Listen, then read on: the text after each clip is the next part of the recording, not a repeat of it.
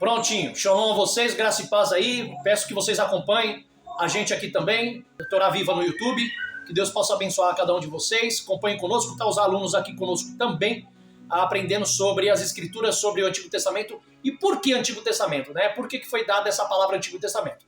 Então, como eu estava dizendo, o Antigo Testamento foi dado essa palavra pelo fato de que depois do ano 425, de alguns concílios que teve, e os pais da igreja, o patriarcado dominou, né, o cristianismo, levantando assim a religião cristã como uma bandeira. Nesse ano 425, nós vamos ver isso aqui no livro, está aqui no meu livro.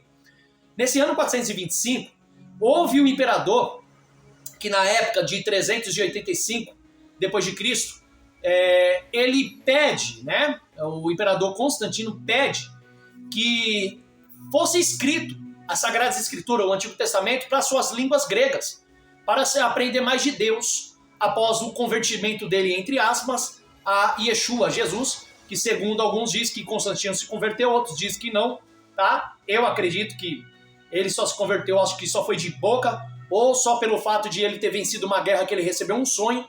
Ele num sonho recebeu a presença de Jesus no sonho, e Jesus dizia que ele venceria uma guerra por lados da Macedônia, e ele venceu a guerra, e por ele ter vencido, ele acreditou que aquilo não foi um mero sonho, mas foi uma visão de Jesus, e por isso ele se converteu a Jesus. Lembrando que mesmo assim ele morreu pagão, porque na sua última morte ainda ele fez um sacrifício ao deus Shemesh, o deus Sol, tá? Então, eu não acredito muito que ele foi convertido não. Mas ele vai e pede, né? Ele supõe lá, ele não ordena, ele faz uma suposição de que escrevessem as Sagradas Escrituras em hebraico para a língua grega. E no ano 425, já depois da invasão do ano 70 do imperador Tito, que era o filho de Vespasiano, no ano 425, a igreja domina.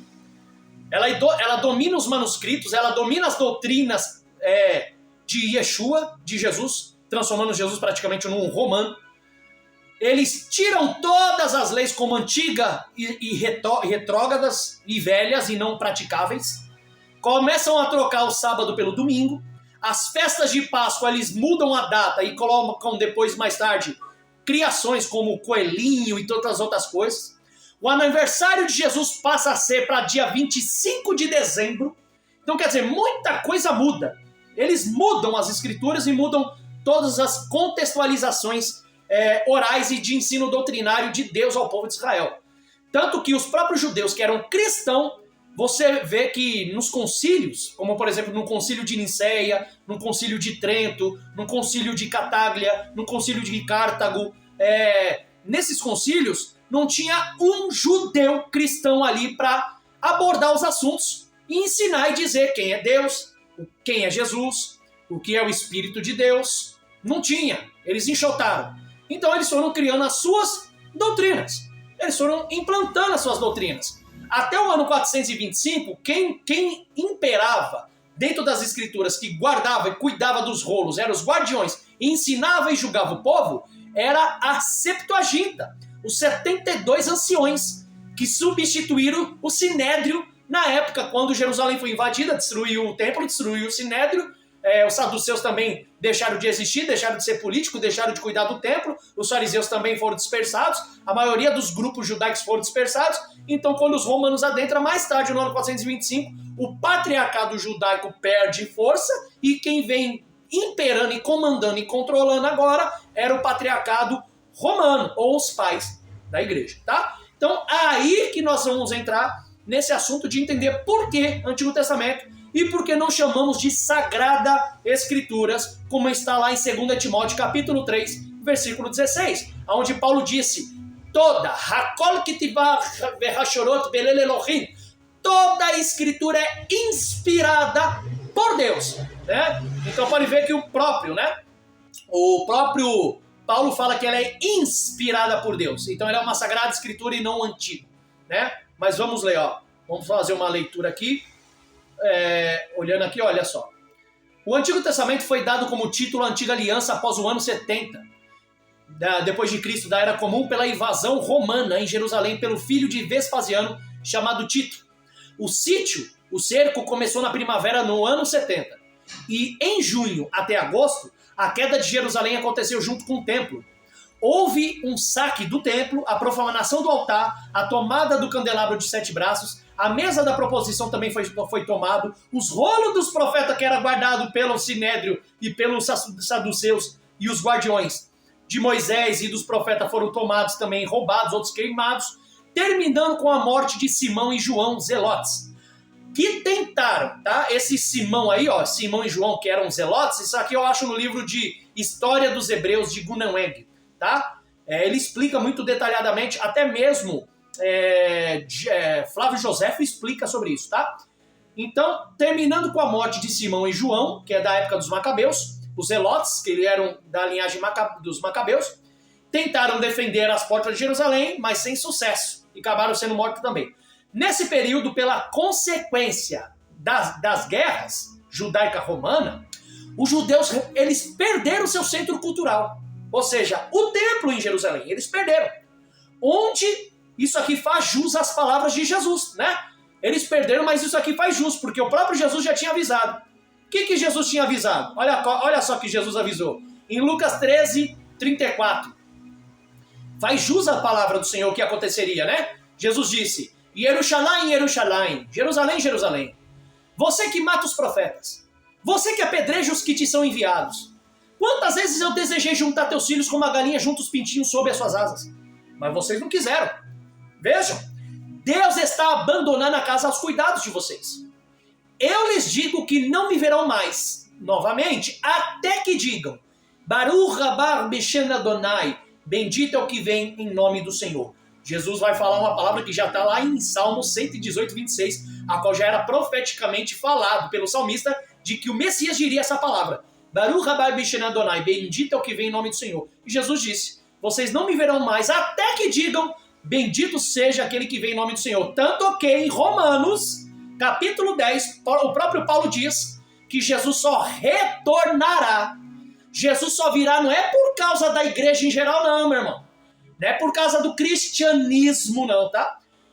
Paulo diz em Romanos 10 que Jesus retornará quando os judeus reconhecer que Jesus é o Messias. Paulo disse isso em Romanos. Baseado em quê? Lucas 13, 34 da palavra de Jesus. E os dois, tanto Jesus como Paulo, baseado em quê? Em Salmo 118, 26. Então, vocês estão entendendo que nós temos que andar dentro de uma base? A gente não pode criar pregação, criar ensino. Nós temos que viver daquilo que já foi criado e ensinado. Baseado. Ah, mas eu não sei fazer essas interpretações. Então estudamos para aprender, para depois ensinar. É como os rabinos diziam, quem quer ensinar tem que se assentar para aprender. É um fato, né? Então você vê que o próprio Jesus não foi dado ouvido para ele. Porque ele era praticamente para o povo, ele era um homem comum. E era um homem comum, era um ser humano. E quem que acreditaria que ele era o Messias? Né? Então não acreditaram nele. E toda vez que ele ia ensinar que o povo estava no pecado, por mais que o povo amasse a Deus, que os judeus amassem muito a Deus dentro das suas cerimônias e rituais, eles não amavam o próximo como a si mesmo. Tem uma coisa até interessante que é sine qua non, que é associada com a igreja hoje em dia. A igreja fala que ama a Deus sobre todas as coisas, mas não prova isso dentro das doutrinas, dentro das qualidades da cerimônia, dos rituais, da forma que tem que ser dentro da lei de Deus. Não mostra isso. Então, para mim, não ama a Deus sobre todas as coisas, não. Mas a igreja mostra uma coisa que os judeus não tinham, que é amar o próximo. Eu vejo muita igreja fazendo obra de caridade, ajudando os irmãos, cuidando de quem precisa. E isso é amor ao próximo, isso é maravilhoso.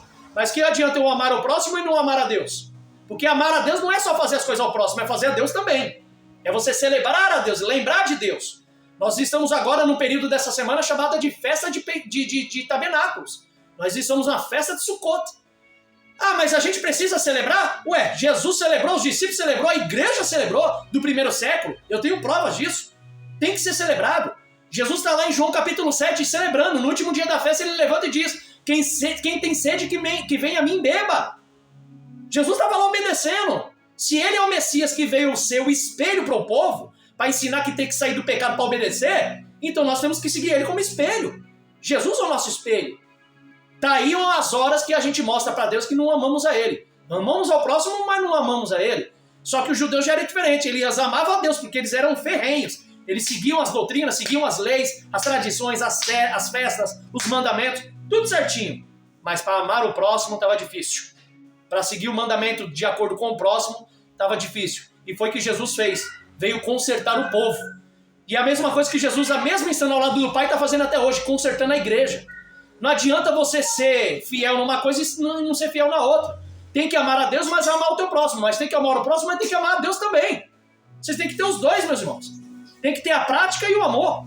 Que adianta? Ah, não, mas eu fazendo para o próximo já estou fazendo para Deus. Para com isso. Não é só isso, não. As Escrituras não ensinam isso só, não.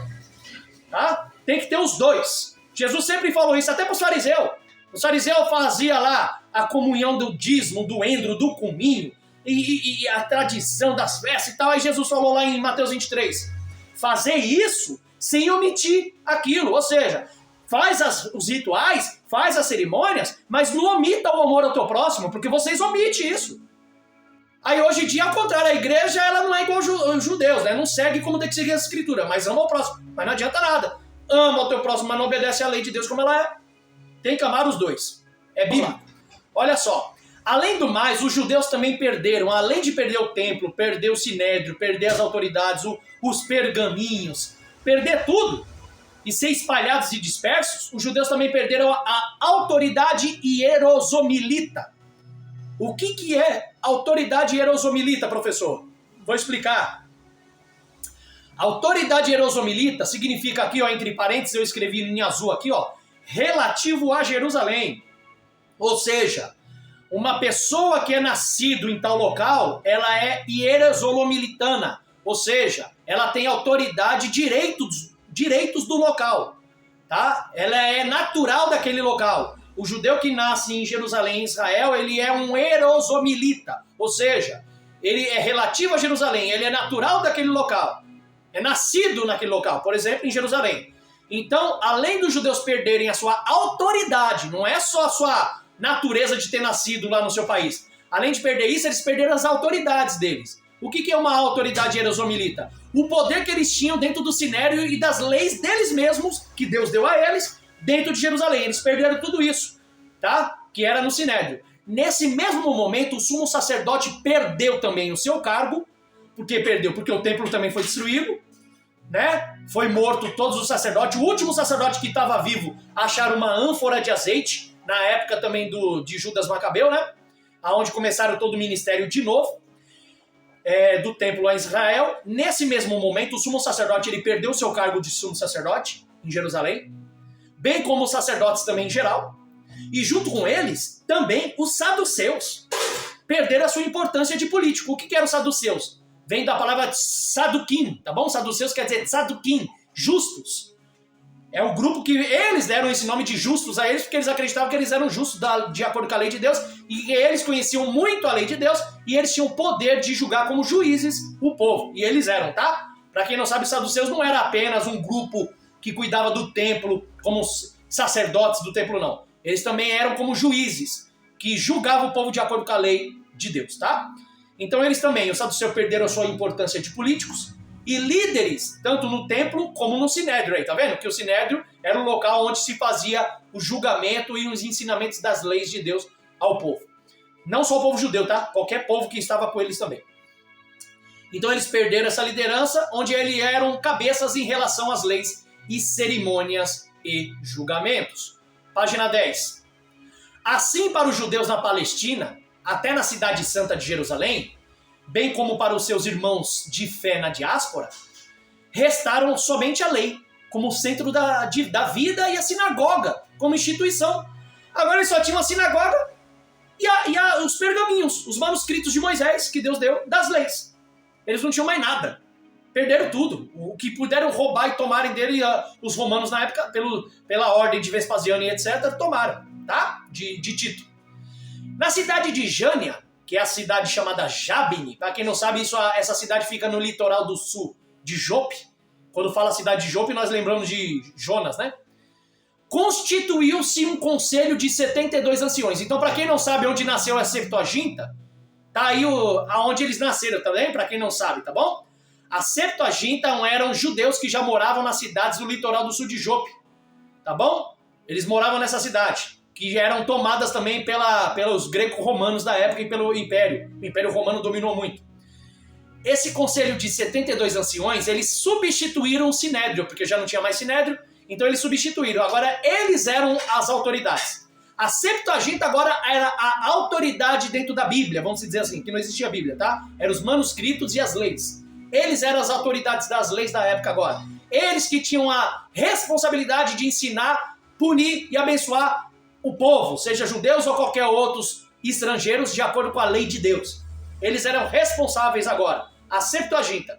E foi essa Septuaginta que foi escolhida pelo imperador para se fazer, tá? O próprio Eusébio de Cesareia, no seu livro de 25, tópico 25, ele diz que o imperador fez uma petição de que eles traduzissem do hebraico as escrituras que estavam escritas em hebraico para o grego, para que todos conhecessem as histórias, o povo, os profetas, as profecias, as leis de Deus, de acordo com a língua grega passada do hebraico para o grego. Por isso que a Septuaginta foi lá e escreveu. Outra coisa, para quem não sabe, os 72 anciões não eram conhecidos um do outro, viviam juntos não, tá? Quando eles escreveram os manuscritos, não estavam juntos não, cada um dentro da sua câmara. Cada um recebeu a ordem do imperador, começaram a fazer a tradução, a transliteração do hebraico para o grego, e eles escrevendo, quando foram juntar todos os 70 manuscritos para fazer uma ratificação, uma validação para ver se estava tudo certinho, tomaram até um susto, tá bom? Para quem não sabe, a Septuaginta usou os pergaminhos de Leningrado e de Alepo, os novos manuscritos do hebraico para o grego. Então, quando eles fizeram isso, eles usaram esses dois códex. Só que o interessante é incrível, que eles não tinham o códex inteiro, tá? Os códex não estavam inteiros. Eles são do ano 600 a.C. Eles estavam em fragmentos. Mas mesmo com fragmentos que eles usaram para escrever, quando se ajuntou todos os manuscritos dos 72 anciões, incrível! Todos os 70 estavam batendo nas mesmas palavras, nas formas corretas, nas mesmas linhas, sem tirar e nem pôr. Tomaram até um susto. Disseram como é que eles escreveram as mesmas palavras, os mesmos ensinos, tiveram o mesmo entendimento dos fragmentos, todos sem se conhecerem. Isso é poder, milagre de Deus. E eu ainda posso dizer ainda mais, tá? Isso quer dizer que a palavra de Deus, a Torá, a Sagrada Escritura, o Antigo Testamento, ele é inspirado por Deus, sim. É inspirado por Deus. Por isso que Paulo falou que elas são inspiradas, tá bom? Por quê? Porque escreveram de Moisés, dos profetas, dos mandamentos e tudo mais, sem ter contato com eles. Já o Novo Testamento, as pessoas escreveram de Jesus, dos apóstolos, dos discípulos, mas daquilo que eles viram e ouviram com os próprios olhos e ouvidos. Eles estavam na época de Jesus, tá? Então por isso que eles escreveram. Então por isso que é chamada o Antigo Testamento de Sagrada Escritura. E Paulo, quando ele fala Sagrada, ele está falando do Antigo Testamento, porque no tempo de Paulo não existia o Novo Testamento. Tá bom? Após essa fatídica situação da época do Império Romano Oriental, que é conhecido como bizantino, tornaram-se cristãos e daqui por diante o patriarcado judaico liderado pelo patriarca Nazi, que é um resumo do nome Rabi Yehudá Hanazi, que era o rabino líder, tá? Para quem não sabe, ele era o líder do Sinédrio e que comandava os ensinos da Torá. Ele é o próprio homem que fez a compilação, que ele escreveu a Mishnah. A Mishnah é um dos livros judaicos, que é os livros de comentário, que explica a leis e os profetas, tá bom? Bem como o patriarcado e o sinédrio também deixou de existir no ano 425. O que é deixar de existir? Deixaram de ter poder, autoridades e muitos morreram, até o próprio Yehudá Hanazi que foi morto, tá bom? Deixaram, não tinham mais comando sobre as leis de Deus, os ensinos, não eram mais o povo agora escolhido por Deus, né? Agora quem escolhe era o Império Romano. E eles denominavam quem ficaria e não. Como tinha um grande ódio antissemita da época, quase todos os judeus foram eliminados. Nisso aconteceu o quê? Deram lugar a Roma, dando lugar a Roma e o Império Bizantino, onde se tornaram os pais agora. Eles se tornaram os pais, ou seja, os patriarcas da igreja, do povo escolhido de Deus através de Jesus, fazendo-se nessa época o cristianismo se tornar a religião oficial do Estado. Então, depois do ano 425, quando os pais da igreja agora tomam domínio, fazendo-se nessa época o cristianismo se tornar a religião oficial do Estado, a pergunta é, olha só que interessante, vocês perceberam que aqui está escrito o seguinte, que após o ano 425, a igreja começou a se tornar a religião oficial do Estado, mas só depois de 425 anos. Não foi na época dos apóstolos, não foi no ano 60, 70, 80, 90, no tempo do último apóstolo João, não foi no tempo 30 de Jesus, não foi nada desse tempo. Não tinha cristianismo nenhum de religião, tá? Foi depois de 425 anos, bem depois de vários concílios e reuniões que já tinham, que mais tarde os imperadores com os pais da igreja, né, naquela harmonia política e naquela situação em debate, segundo as suas próprias opiniões e pensamentos dentro das escrituras sagradas, dos escritores do que falaram da história de Jesus, do que falaram das histórias dos apóstolos, baseado na Torá e tal. Aí eles levantaram a igreja como a religião oficial do Estado. Mas só depois, tá? Só no ano 425, tá bom? Então é isso, ó. Tem gente que fala que Jesus instituiu o cristianismo.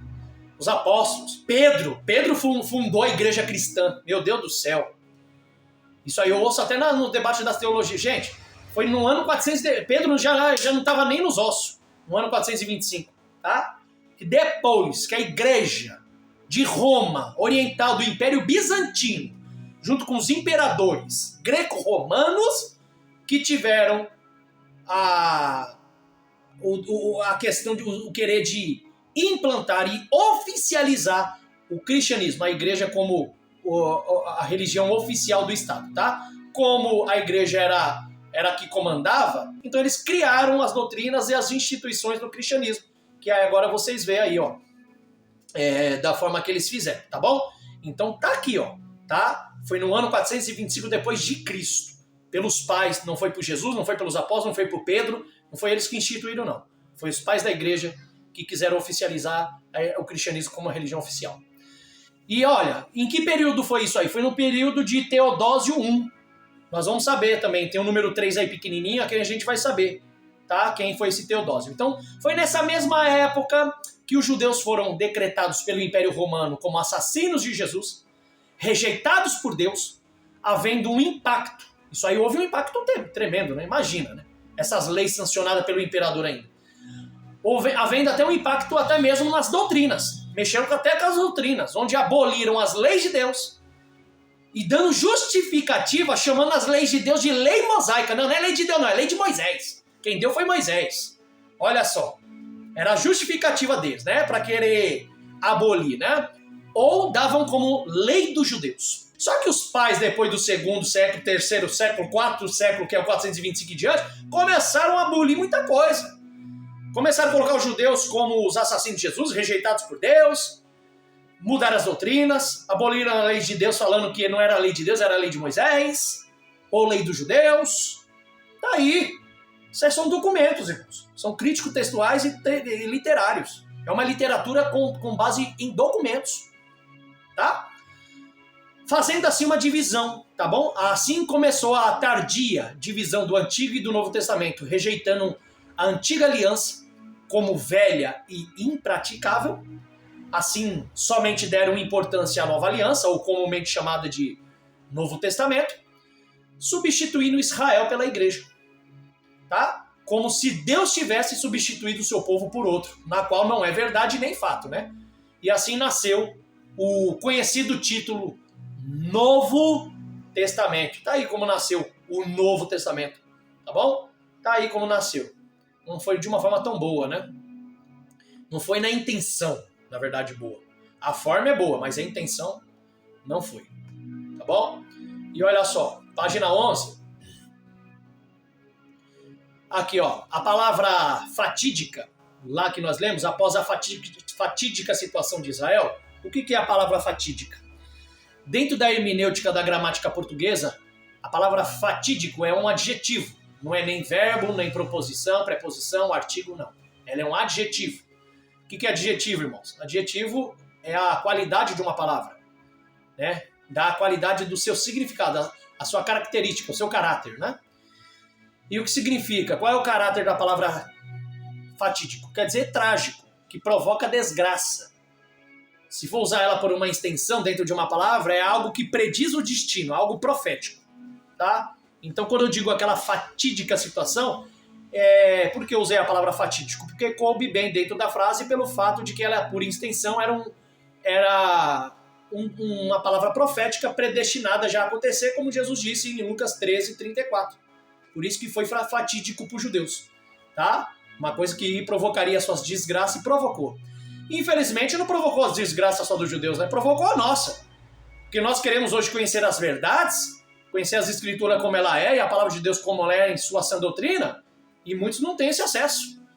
A não ser aqueles que têm o coração aberto e o desejo de conhecer a verdade e vêm para cima para conhecer e buscar e acha, né? E os que não buscam? Vive cauterizados, igual aqueles cavalos com uma crina na frente, com aquele negócio que põe tampa os olhos do cavalo para ele não olhar, só olhar para frente. Fica difícil. É triste. Situação complicada. 2. O que é os bizantinos, né? Bizâncio, que foi uma cidade da Grécia Antiga, fundada por colonos gregos da cidade de Mégara, no ano 658 a.C. Hoje ela é conhecida na atualidade como Istambul. Olha aí, na Turquia, tá? Atual cidade, a capital da Turquia é Istambul. E onde que fica Istambul? Na Turquia. É a antiga cidade bizantina, de Bizâncio, que os gregos dominavam e mais tarde os romanos dominaram, que eram os greco-romanos, o Império Romano Oriental. Foi ali, em Istambul, naquela cidade da Turquia.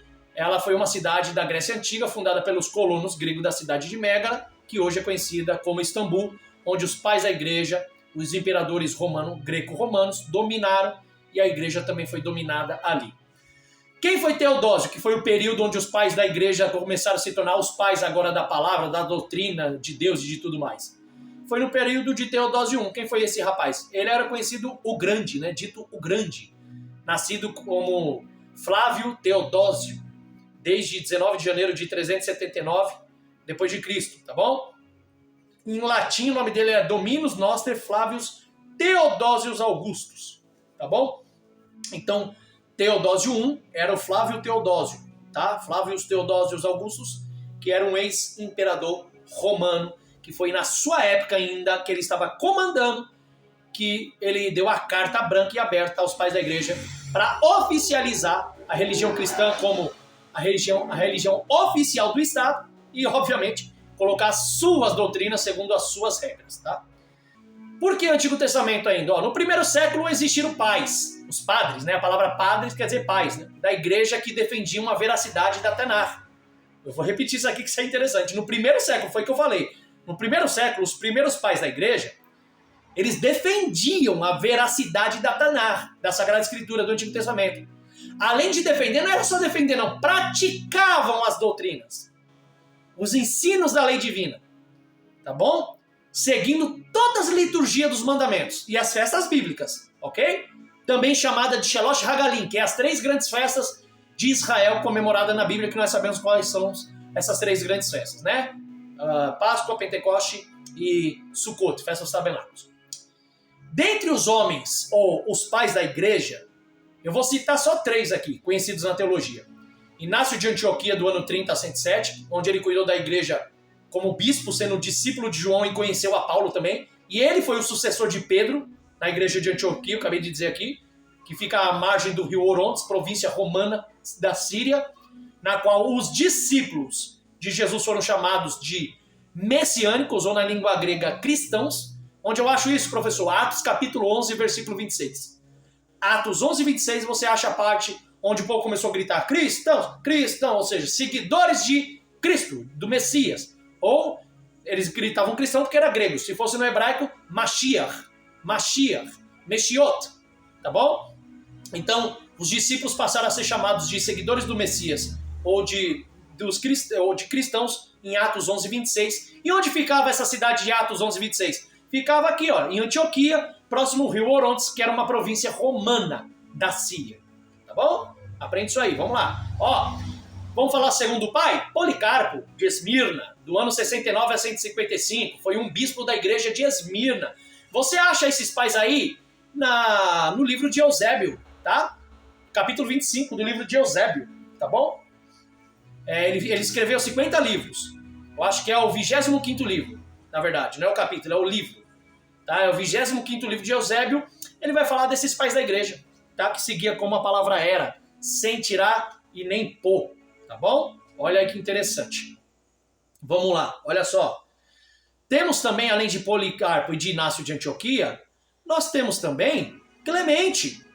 Clemente I, tá bom? Clemente I, que era o Papa Romano, pai romano, batizado por Pedro e nascido no ano 35 e até 97.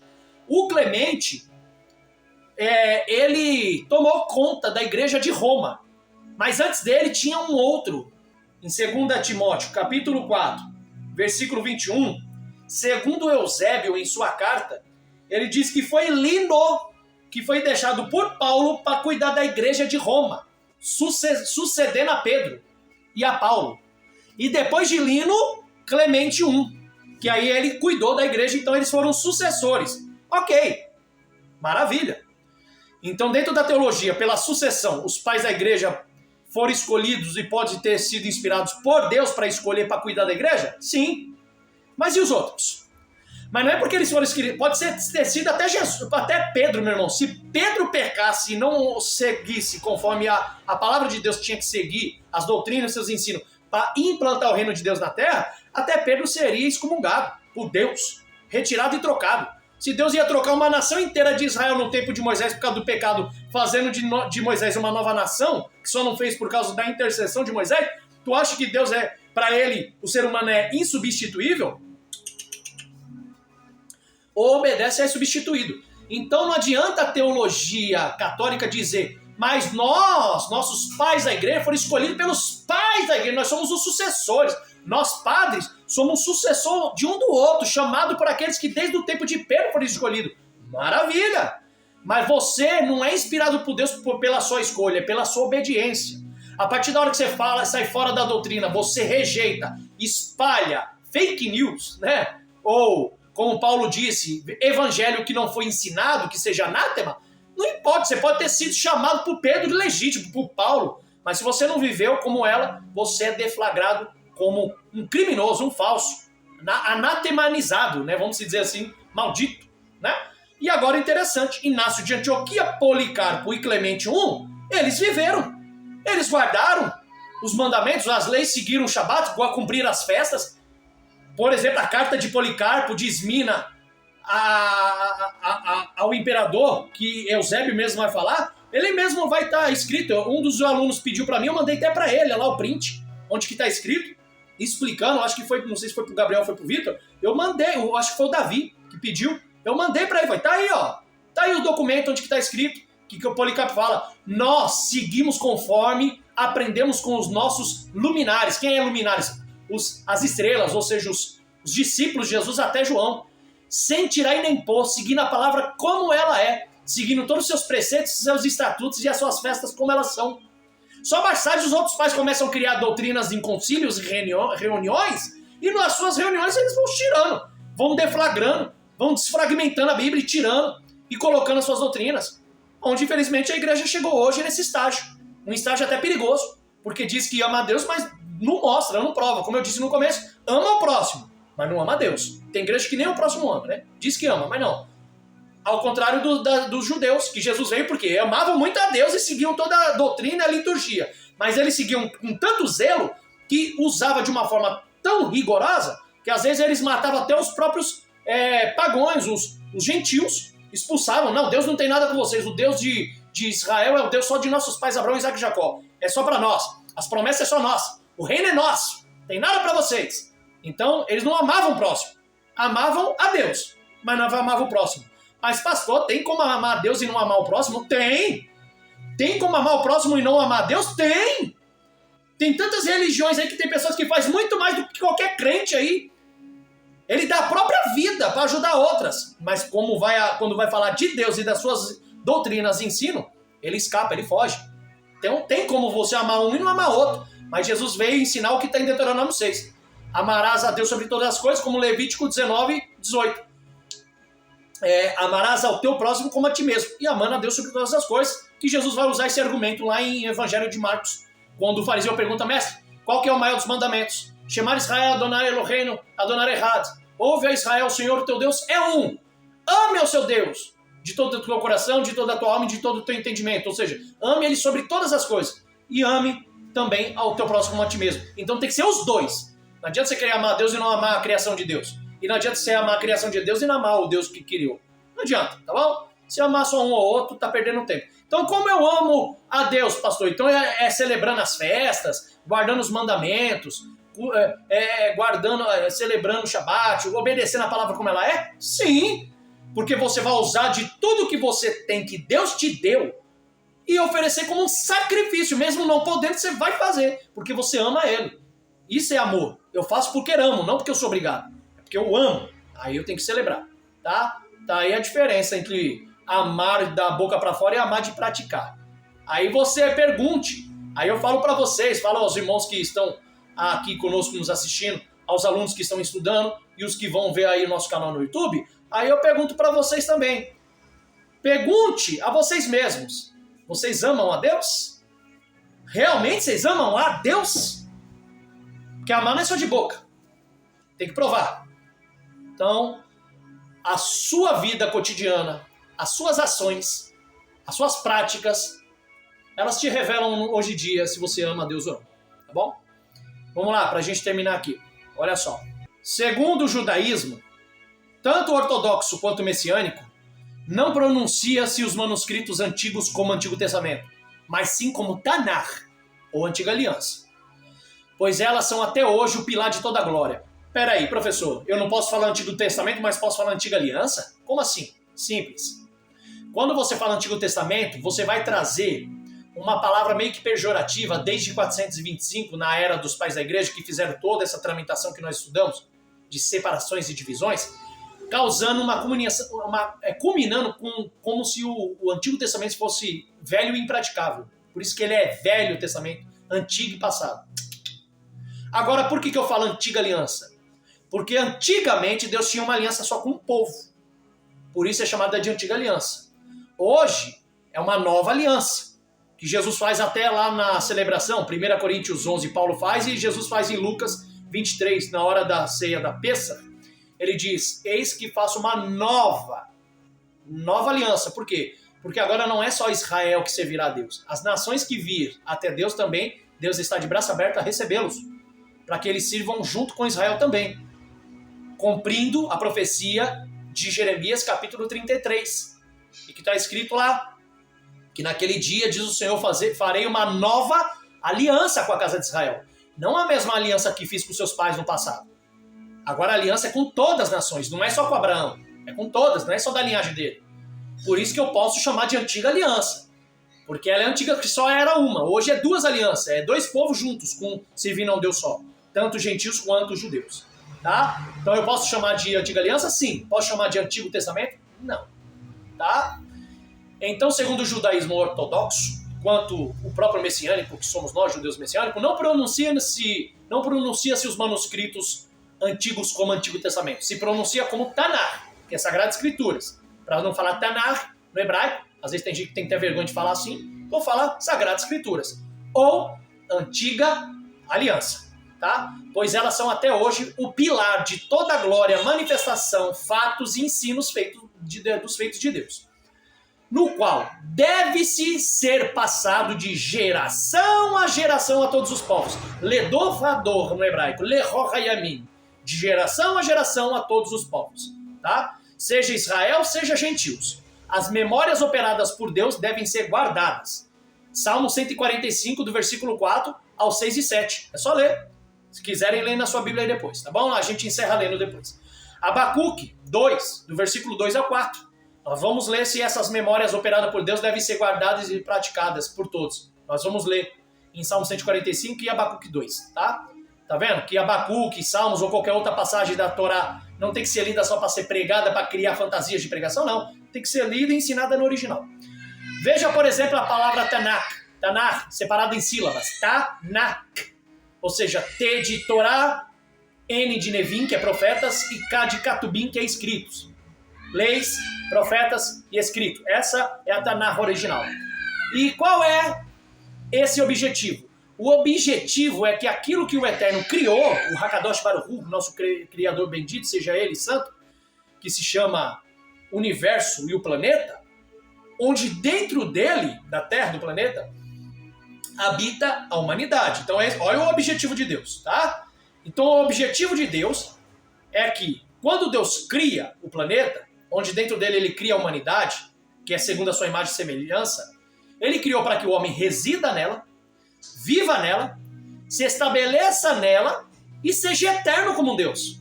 Então, se Deus quer que o homem seja eterno na terra que ele criou, então a pergunta é, Deus está preparando um apocalipse para explodir essa terra? Deus vai acabar com o planeta Terra para fazer um novo planeta? Não que ele não possa, lógico que ele pode, mas está escrito isso.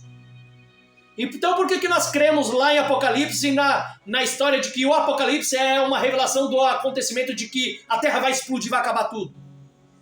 Então temos que refazer os nossos conceitos e estudar para ver se é isso realmente que o Apocalipse está dizendo. Tá? Então Deus cria, não é para destruir, Deus não criou para fazer um caos, Deus criou tudo para ser perfeito.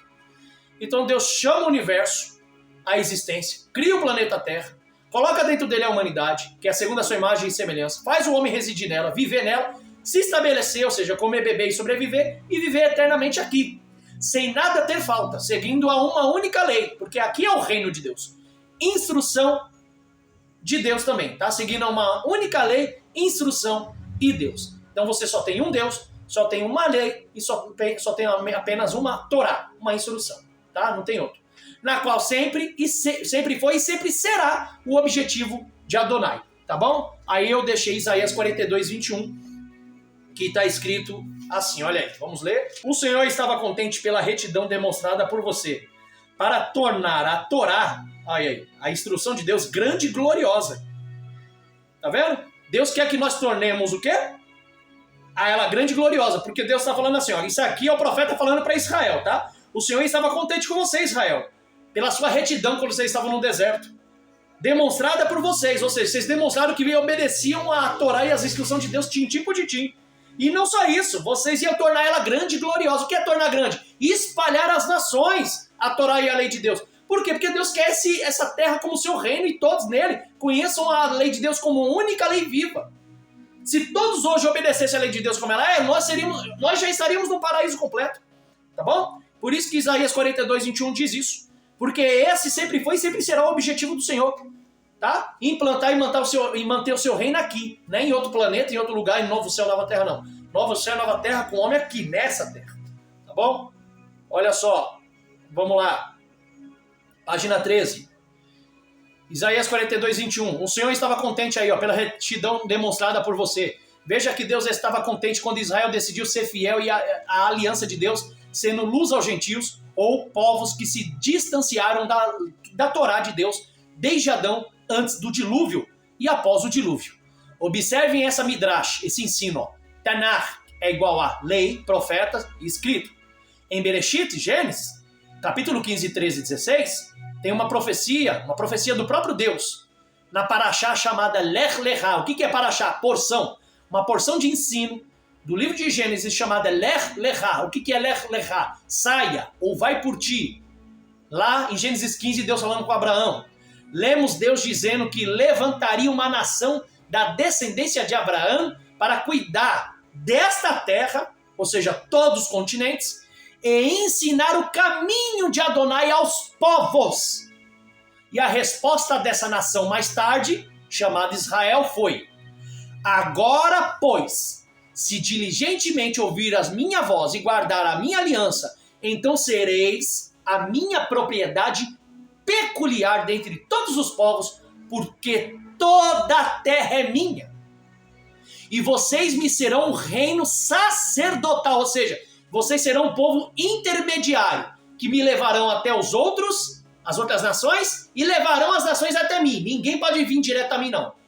Eles virão, mas através de vocês. Vocês serão um reino de sacerdote e povo santo, diferenciado, consagrado, totalmente diferente das leis e dos ensinos e doutrina deles. Vocês serão santos a mim. E olha só, estas são as palavras que falarás aos filhos de Israel, disse o Senhor em Êxodos, capítulo 19, versículos 5 ao 6.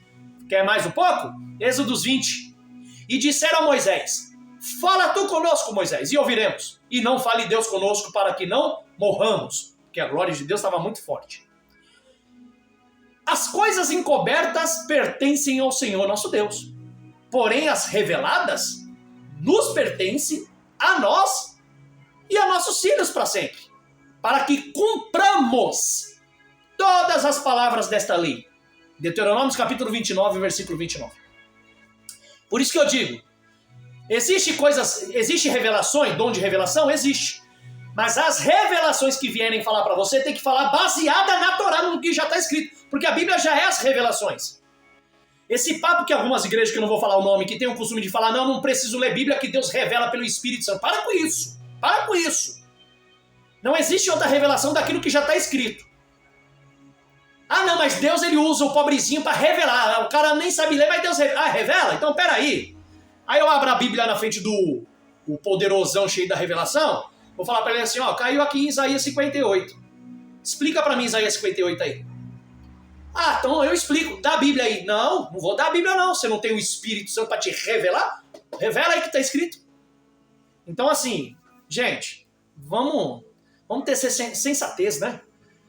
Revelação é Deus trazer algo que pode estar acontecendo ou há de acontecer quando você está a favor ou contra a lei de Deus, quando você está obedecendo, desacatando, você está para receber uma bênção ou receber uma punição, e aí vem uma revelação. Mas tudo baseado no que já está escrito. Porque o que está escrito já ensina como você deve fazer para não pecar. E também já ensina o que é pecado para você não cometer. Então já é revelado. É isso que Deuteronômio 29 ele está dizendo. As coisas encobertas que Deus revelou depois a nós, as coisas que é encoberta pertencem ao Senhor. O que nunca foi mostrado e nem revelado, então é só dele. Porém, as reveladas nos pertencem. O que é revelado? A palavra dele. Essas instruções e tudo que ele já nos ensina e quer que nós façamos, já está revelado. Então essas coisas reveladas pertencem a nós e aos nossos filhos, para sempre. Para que nós cumpramos todas as palavras dessa lei. Então ele está falando da revelação de Deus aqui, ó. Ele está falando isso. Porém, as reveladas, o que está revelado já por Deus, já escrito, pertence a nós para praticar. É isso que ele está falando. Será que eu preciso de ficar recebendo outras revelações do que já está escrito? Não, né? É isso. 29, ó, Deuteronômios 29, do 1 ao 9. Aqui também, ó, página 14, ó. E aconteceu que, acabando Moisés de escrever num livro todas as palavras desta lei, deu ordem aos levitas, que levavam a arca da aliança do Senhor, dizendo: tomai este livro da lei, coloque ao lado da arca da aliança do Senhor, vosso Deus, para que ali esteja por testemunha. Essas palavras que estão aqui agora serão testemunha contra ti, se tu não viver como está escrito. Agora vamos para os profetas. Olha, isso aqui é profético. Lembra que eu falei aqui no começo da página 13 que Deus trouxe uma revelação? As primeiras palavras reveladas veio de Deus. As primeiras profecias de Deus. Para você ver como que Deus escolheu um povo e uma terra que não vai ser explodida não. Mas Deus escolheu primeiro um povo que tinha que cumprir essa aliança que praticamente não cumpriram, por isso que Deus agora faz uma nova aliança. E isso aqui já era profetizado por Deus. E eu estou trazendo as profecias de Deus mesmo. A segunda profecia, ó. Agora vamos para os profetas. Nós lemos a Torá, né? As leis. Agora vamos, dentro da lei já vemos profecias de Deus em Deuteronômio, desde Êxodo a Deuteronômio. Agora vamos para os profetas e vejamos a ação continuada da profecia, segundo Jeremias e Herminiarro, no capítulo 2, do versículo 1 a 8, que está dizendo assim, ó: a palavra de Adonai veio a mim, vá! Ó, Deus sempre fala assim com Israel, que Deus queria que Israel fosse, né, o espelho para as nações e implantasse o seu reino. Mas não foram sábios, né? Por isso que pagaram o preço. A palavra de Adonai veio a mim dizendo: vá, grite aos ouvidos de Jerusalém, que o Senhor diz o seguinte: me lembro de vocês, me lembro de sua devoção quando era jovem, como a semelhança de uma noiva. Vocês eram como uma noiva. Vocês me amavam. Como você me seguiu pelo deserto, através de uma terra que não era semeada, que não dava para plantar nada. Mesmo assim, me obedecia. Então, Israel era santidade para o Senhor. As primícias de sua novidade. Todos os que devoravam vocês, ou seja, todas as nações que atacavam vocês e tomavam ainda só aquilo que vocês quase já não tinham, eu colocava essas nações como culpadas, diz o Senhor. O mal vinha sobre eles. Ah, será? Será? Aonde está a cidade da Babilônia hoje? Aonde estão as cidades de Edom hoje? As palavras de Deus se cumprem. Deus ele não deixa o inimigo vir em cima dos seus escolhidos e não faz nada, não. Deus ataca.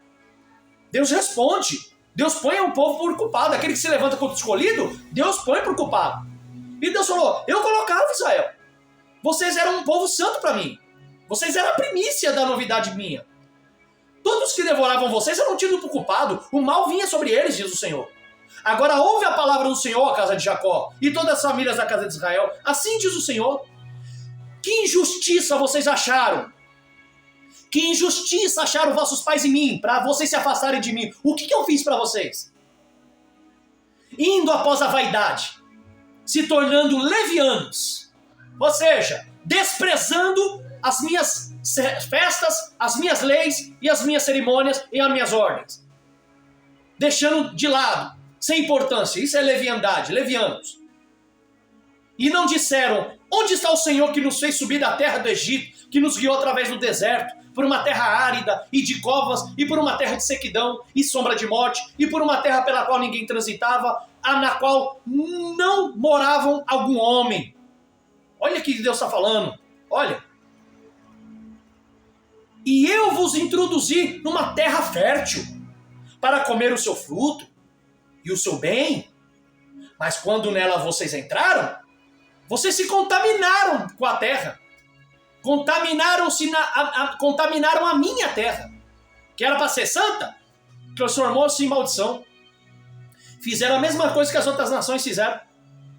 E da minha herança vocês fizeram uma abominação. O sacerdote não disseram, onde está o Senhor? Por que não falam agora onde está o Senhor? Não, né? Os que tratavam da lei e não me conheciam, e os pastores que prevaricaram contra a lei. O que é prevaricar? Você sabe a verdade, mas não pratica. É prevaricação dentro da lei. E os profetas profetizavam por Baal e andaram após o que é de nenhum proveito. Jeremias 2, do 7 a 8. Olha aí, olha as profecias. Deus está dizendo, escolhi vocês numa terra que eu criei, o planeta, que eu podia colocar qualquer ser humano, escolher qualquer um. Não, escolhi vocês. Trouxe vocês dentro do meu contrato, ó, te darei de tudo, mas vocês vão implantar o meu reino, implantar as minhas leis, seguir as minhas doutrinas, fazer ela se tornar grande e gloriosa, como está em Isaías 42, que eu acabei de ler. Mas vocês fizeram isso? Leia também Isaías 41, do 8 ao 14, Isaías 42, do 6 ao 8, e Malaquias capítulo 4, do versículo 2 ao 6. E eu quero dizer uma coisa aí para os que dizem ser da igreja, os irmãos, pregadores, pastores, ministros, membro, não importa quem você seja. Se você diz ser servo de Deus, então implante o reino de Deus na terra. Mas eu estou implantando. Implantar não é só fazer caridade para o culto, não. Implantar não é só fazer jejum, não. Implantar é obedecer e implantar as doutrinas de Deus na sua vida cotidiana, praticando e ensinando. É viver, não é falar, balbuciar, criar filosofia de pregador no altar. Só recebe, toma isso, toma aquilo e não sei o que, e Deus vai abrir. Deus vai cuidar. Tá, Deus faz isso. E você? Tá fazendo o quê? No cuidado. Se Deus falou com Israel assim, causou desolação em Israel, tu acha que Deus não vai causar desolação na tua vida? Deus fala contigo e comigo. Cuidado. Terminando nos ketubins, escritos. Vamos lá. Terminando nos escritos. Dentre os 13 livros do Ketubim, selecionei o livro de Esdras, capítulo 5, do versículo 11 ao 16. E do capítulo 6, versículo 1, para a continuidade dessa midrash sobre a Tanar. Observe os escritos da Tanar, antes e após a época de Jesus. Foram montados originalmente pela Septuaginta, terminando no profeta Malaquias e começando com o primeiro Ketubá, ou seja, o primeiro escrito, chamado de Salmos. Essa é a verdadeira antiga aliança. Por isso a Tanar quer dizer Torá, profetas escritos, pois eles são um conjunto de livros no qual contém todos os propósitos e revelações a toda a humanidade até hoje. Lembra Eclesiastes capítulo 14? O resumo de todas as coisas é temer a Deus e guardar seus mandamentos, porque para isso foi criada toda a humanidade. Isso aí está onde? Novo Testamento? Não, está na Sagrada Escritura, na Antiga Aliança. Tá? Mas espere, a toda a humanidade? Não é somente a Israel? É aqui que nós vamos adentrar o porquê chamamos as Escrituras Sagradas de Antiga Aliança e não de Antigo Testamento? Será que é só para os Israel, a Sagrada Escritura? Não é para a igreja? Não é para a humanidade? Ah, não, a gente seguimos a doutrina da igreja no Novo Testamento, como se o Novo Testamento fosse uma nova lei. É isso? Então, ok. Então vamos ver se era somente para Israel ou não, se é para a humanidade inteira ou não. E é aqui que nós vamos adentrar o porquê chamamos Sagradas Escrituras ou Antiga Aliança, mas não chamamos de Velho ou Antigo Testamento. Tá bom? Deixo essas passagens para vocês, aqui de Esdras 5, 11 ao 6. Leiam para vocês verem. Dentro dos escritos, o contrato e a lei de Deus, ainda Deus falando do que o povo fez, o que deveria fazer, e se não fez, o porquê. O que aconteceu? Está em Esdras. Deus derrubou o templo, Deus derrubou os muros, Deus acabou com a cidade, devastou, deixou o inimigo entrar. Deus avisou. Lá em Gênesis, Deus avisou: farei uma aliança com o teu povo, Abraão. Ok? Lá nos profetas, Deus continuou dizendo: continue nas minhas leis, vocês estão pecando. Uns continuam, outros não. E os que não continuou, aí lá no livros dos escritos, que é a Ketubá, os Ketubim, aí lá nos escritos de Salmos, nos escritos de Esdras, capítulo 5, versículo 11, do 6 a 1, vocês vão ver o que aconteceu. Deus avisa, Deus espera, Deus faz acontecer. É assim. Deus avisou. Ah, vai esperar. Não é um dia, 2 dias. Deus pode esperar anos. Aí tem gente que fala: não, Deus já passou, já esqueceu. Se não aconteceu nada, é porque Deus perdoou, ou porque Deus aceitou a doutrina que eu estou vivendo. Continua. Continua fora da Bíblia. Você está pensando que para Deus um dia é como um ano, 1000 anos, né? E 1000 anos é como um dia. Deus não trabalha dentro do tempo do homem, do Kairos, do Cronos, né? Deus trabalha no tempo dele, e o tempo dele não tem relógio. Então, quando você menos espera, Deus fala: tá achando que eu deixei passar, fiz vista grossa e esqueci? Aí Deus mostra lá na frente se você merece a bênção ou a maldição, a absolvição ou a punição. Então, espero que a igreja também aprenda e não caia nas mesmas ciladas que muitos caem por não praticar a palavra de Deus como ela é, tá bom? Você se inscreva aí no nosso canal, dá um like, compartilha, manda nossos vídeos aí e trazendo as pessoas para que aprendam. E que Deus venha abençoar vocês grandemente, com conhecimento e sabedoria cada vez mais. E eu tenho certeza que Deus dará muitas bênçãos para vocês. Shalom, shalom. Fiquem com o Eterno e fiquem com Deus.